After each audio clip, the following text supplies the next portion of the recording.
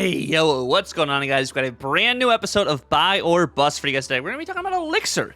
Is this card a buy, a bust, or a wait and see, actually? I'm going to go ahead and break down some key synergies, some counters, give you guys 3 different decks, as well as the good, the bad, the floor, and the ceiling for this card. Let's go ahead and jump right into it. In case you guys did not know, Elixir is the brand new Series 5 card releasing on Tuesday. That is a 2-cost, 3-powered card.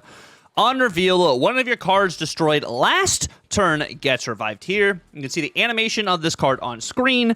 This card is going to be very interesting. I still think this is a very combo-centric kind of card because it does pertain, of course, to the card you destroyed on the previous turn, whether that means you need to extend the game to be able to get Elixir value or have some other enablers to be able to maximize what you can do with Elixir.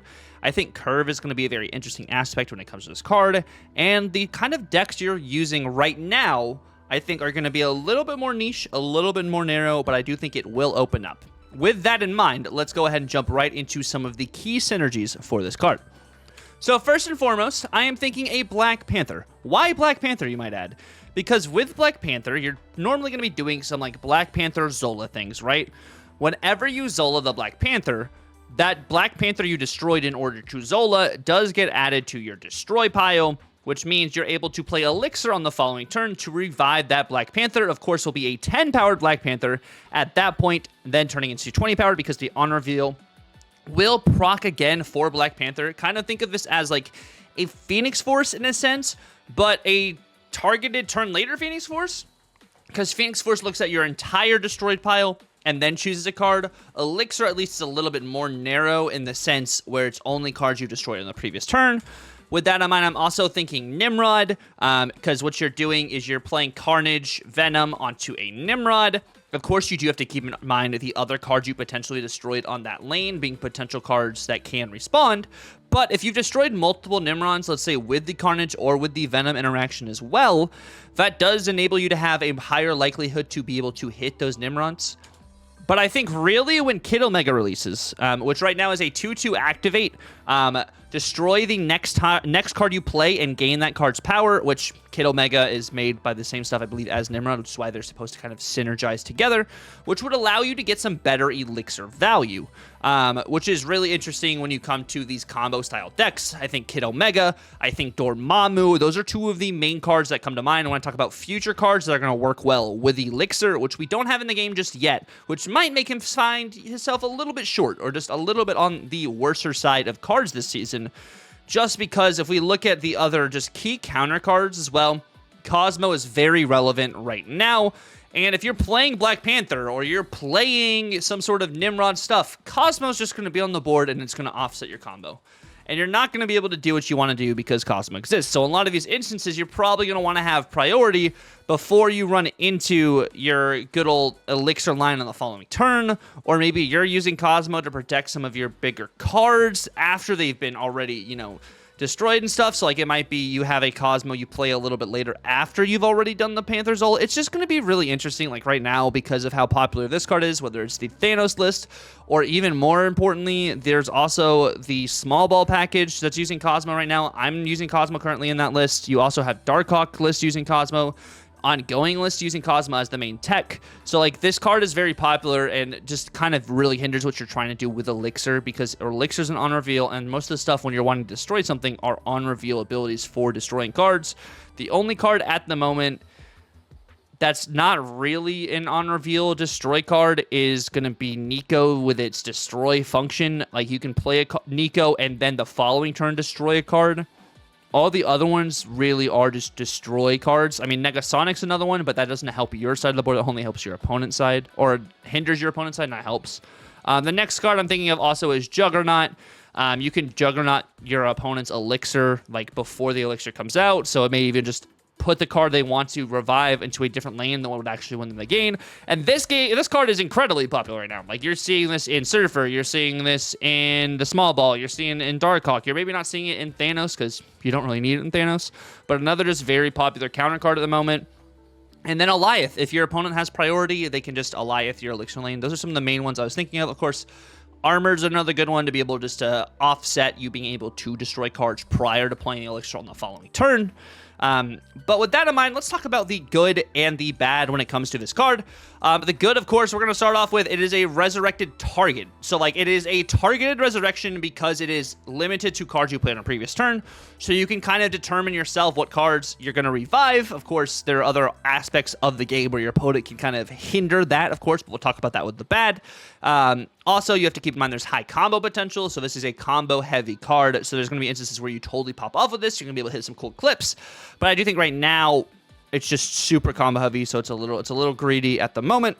And then I'm saying if the card doesn't improve in the future with the Kid Omega, with Dormammu, potentially other future cards as well, you can just kind of offset potentially the downsides by being able to enable Dormammu, which has 3 different summonings, like rituals at the moment that talk about destroying cards to get Dormammu power, to summon Dormammu and stuff like that, which is really good to be able to get elixir value from those cards you destroy in the future. And then, of course, the on reveals do happen again. It's like a Phoenix Force. The on reveals will happen again when you do revive that card, so keep that in mind. But when we do look at the bad here, it can be easily disrupted. You know, like I was just saying, there can be other cards that your opponents destroy on that last turn when you're trying to do some combo stuff, which can offset what you're trying to do with the elixir. You do have to plan when you're going to play it. You sometimes, right now, might need like a turn 7 in order to be able to get the maximum elixir value with some of these combo pieces, unless you've truly ramped a lot of this stuff out. Cosmo and Jug, very popular at the moment. Alioth is in some of these kind of like, I mean, Arishem and some of these like Thanos tech, but they're not really running that as much, where I think it's like a Juggernaut and a Cosmo are more likely to be just a regular occurrence. Red Guardian, of course, doesn't really affect this because it's an on reveal. But those are going to be like the pros, the cons with this card, the good and the bad. But when you come over to the floor and the ceiling for this card, there's not really a whole lot to differentiate between the floor and the ceiling. The floor is, you know, you play this card out in curve and nothing happens. That's bad. Or you play this card out at the very end of the game, you haven't destroyed anything in the previous turn, so it's just a 2-3. Or you don't have the board space to be able to play the cards or revive a card, so then it's just a 2-3. But on your ceiling, you know, you have a high-powered or a combo piece you have with your elixir that has the on-reveal to go off again. So it's a 2-3 plus the card revived, you know, takes up that board slot. So you have that there. I guess that's the other downside is like if you don't have board space can also be an issue for this card depending on what you're trying to combo out here. And it's not like Phoenix Force when you revive a card, the card can be moved. So it's just going to be really interesting to see what kind of people mess around with and stuff. But when we move to the decks, this is kind of like where my head went originally when it came to this card. I was thinking about the Firehawk deck that we made for Firehair, but revamping it just a little bit. So we have the Hood, we have Korg, we have Zabu, we have Firehair, Elixir, Phoenix Force, Misery, and Esme, okay? You might be thinking, Tucker, why do you have Esme in this list? So, like, think about this, right? You normally just, like, in a list like this, get really upset if you do not have your Darkhawk, right? And if you don't have the Darkhawk, you kind of are like, man, I'm just kind of screwed here. But, like, with Esme here, you can also reach some of these other lines, whether it is a 3-4 Misery. Maybe you do lose 4 power, but you get it for 3 cost, something you can play out later in the game. A 3-4 Rock Slide. Hey, this kind of similar to, like, an older Rock Slide we used to have, which 3 cost Rock Slide was good. A 3-4 Phoenix Force is pretty solid. Of course, you're using that 3-4 Cassandra Nova, something you can play a little bit later in the game, potentially after a Rock Slide that's hit by a Zabu or a Surge. Like, there's a lot of different value here. You're using Elixir more often than not, either for a Cassandra Nova, another Cassandra Nova, because, like, in a perfect curve, right? Hear me out. Korg 1, Surge 2, Cassandra Nova 3, or Korg 1, Firehair 2, Cassandra Nova 3, and then you go Misery on 4, and then you can either Elixir on 5 or Phoenix Force on 5.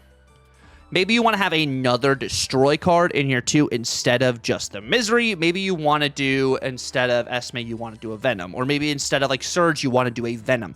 But like maybe that's kind of where you're going here. But I'm thinking even with just Misery as the main enabler to just destroy cards, you have a lot of different lines here, and Esme kind of helps you reach that quota in that sense. So maybe in the finer shell, like a 4.0, you probably have another Destroy card. But I think you maybe even just have enough here with Misery. Like, and of course, Phoenix Force only works if you destroy a card. Elixir only works if you destroy a card. But like this card right now is kind of just like a flex piece, not really something you necessarily need in these kind of shells. So just keeping that in mind prospectively too. Moving on to the next list though, we do have Ultimate Grade, which is more of that Black Panther, Symbiote Spider-Man, kind of crazy, just super combo heavy shell here. You have your Elixir, You have your Venom, you have Zola, Deathlock, and Carnage as 4 different Destroy enablers in this list. Mainly, you're using the Deathlock, Venom, and Carnage for like a Nimrod. You have Galactic to kind of allow you to be able to kind of get some extra value there. Magic to extend the game. Of course, there is a lot of Thanos right now, so Magic is a little bit shaky right now. I wavered having a Cosmo in this list just to protect the Magic lane because of how much Reality Stone and Thanos is happening, but I wanted to go maybe towards just another Destroy enabler here with Deathlock, but I think Cosmo could be a good shout to kind of flex in. Yes, of course, if your Black Panther does get Zola'd and then you have Cosmo on that lane, you know, Cosmo is going to make it so that Black Panther doesn't go off again, but if you've done the same with Spider-Man Black Panther, it kind of doesn't even matter if you have Cosmo on that lane, right? Because, like, at the end of the day, anyways, you're going to have so much power, like, on the board, and then your Elixir revives the Black Panther, so I think that's pretty kind of cash there. So that's kind of like what I was thinking when it comes to that. And then moving on to this final deck we have here is a Fire Bros deck. So we're using Elixir here to potentially revive some of these hammers to be able to get value there, or maybe even like a Shang-Chi. You could have Misery go off, and then Misery Shang-Chi. You also have Fire here for that. Maybe you're Miserying in Odin as well, and then you're playing Elixir for that. It really is just going to depend on like what your board space and board state is looking like. You do have Surge to be able to kind of allow you to cheat some of these cards out early. A Beta Ray building a 3/7 sounds pretty good to be able to get that extra hammer value. You have King Eitri if you don't have the Jane Foster. So Elixir's kind of just like another potential line here if you don't have the Fire here, or if you're able to get the cards out early. But like I said, it's a combo piece that really feels like you need 7 turns to kind of just like fully capitalize on this card. So like these are kind of more fun, kind of destroy brews, not necessarily something to, you know, I'm super sold on, but like just kind of where my head went when it came to like this card itself. All right, let's talk about this card. So this is, as I'm looking at Elixir currently, I don't think this is necessarily the most strong card. It is not the most flexible card. I don't think it'll be adjusted just yet. I think they need to wait and see until Kid Omega or until Dormammu comes out before they really want to adjust this card. If not, this card can get, I think, a little bit too crazy. That's why they changed it from the Activate to the 2-cost on reveal. But I think at its current state, the current state in the meta, it's not the strongest. It's not going to be all that great. I think it's pretty bad. I think it's a pretty just heavy combo piece where it is at currently, and not something I would really write home about. Which is why I'm saying to actually not get this card. I know I've been pretty high on a lot of these cards in the past. And I think I've been like buy on pretty much everything. But I think right now, unless you are collection complete and trying to stay collection complete, or you really like Destroy and have some really crazy Destroy ideas right now, I would hold off on this card and I would wait until we have more of the Destroy enablers like Kid Omega or like Dormammu. And I think it's easier to kind of tell people to be able to just pass on cards now as well with snap packs, because this will be in the seasonal snap pack next season. So it's not like you have to wait an entire spotlight cycle. So it does make it a little bit better in that sense to just wait on cards. So I would skip Elixir right now and wait until people, you know, actually get to try this card out. Like me in theory, Rez in theory, Drew in theory, anyone in theory that is just making these videos right now, we don't necessarily know what this house card's going to really affect the meta. We can really assume, and I think most of us are assuming, it's pretty bad. Spoiler alert, but still watch their videos. So I probably would just hold off, but like, we can be wrong about cards. I have totally been wrong about cards. I've been right about cards too. You know, that happens as well. There's some good dubs, but like at the end of the day, some cards don't work out the way they're supposed to, or there's a lot of bugs that make cards just not playable. So, like, shout out to those old Kitty Pride days that actually allowed us to all get Kitty Pride for free. But I would wait a couple days before the release, watch a bunch of Snap Judgments deck videos on Elixir to see what's actually performing and what's not before you truly buy the card yourself. Your resources are precious, and we do not get a lot of resources in this game. So spend them the way that you want to spend them. You know, play the cards that you guys want to play. Like, just keep that in mind at the end of the day. This is a game you're supposed to be playing for fun yourself, you know? Good cards also do get nerfed, and bad cards get buffed. Good cards get buffed, and bad cards get nerfed. And so, like, if this is a horribly performing card, they will buff this card because they want to sell this card. So just keep that in mind. Surely, you know, it only took Hercules forever to get buffed, and then he's still not really even played right now. So just, like, keep that in mind. Even Selene. So, like, there's a lot of these cards that just are bad, and they just make bad cards because they want to be able to just sell the good stuff too, even if the bad stuff are in. They can't make every single card good, or then the game literally is just completely unbalanced, because the game is so balanced right now. Thanos is amazing. But yeah, I do really want to say thank you guys so much for watching the video. What's really interesting is we have a week and a half when the time Elixir comes out until we have our next OTA, and surely the next OTA is good. But I'm very excited for the future of Snap and Elixir getting better in the future. So if you guys did want to buy in for future purchases, then maybe that's what you should do. But yeah, thank you guys so much for watching the video. If you guys did stick around to the very end, definitely feel free to leave that like, comment down below. Do you actually think you're going to get Elixir? Do you think you're going to wait? Am I coping too much thinking Kid Omega is going to actually bring this card value? I would love to hear the feedback. And then let me know down below if you want to see even more deck guides during the week or any other content you guys may want to see. But until then, hope you guys have a good one. Win the weekend. God bless, and Tucker out.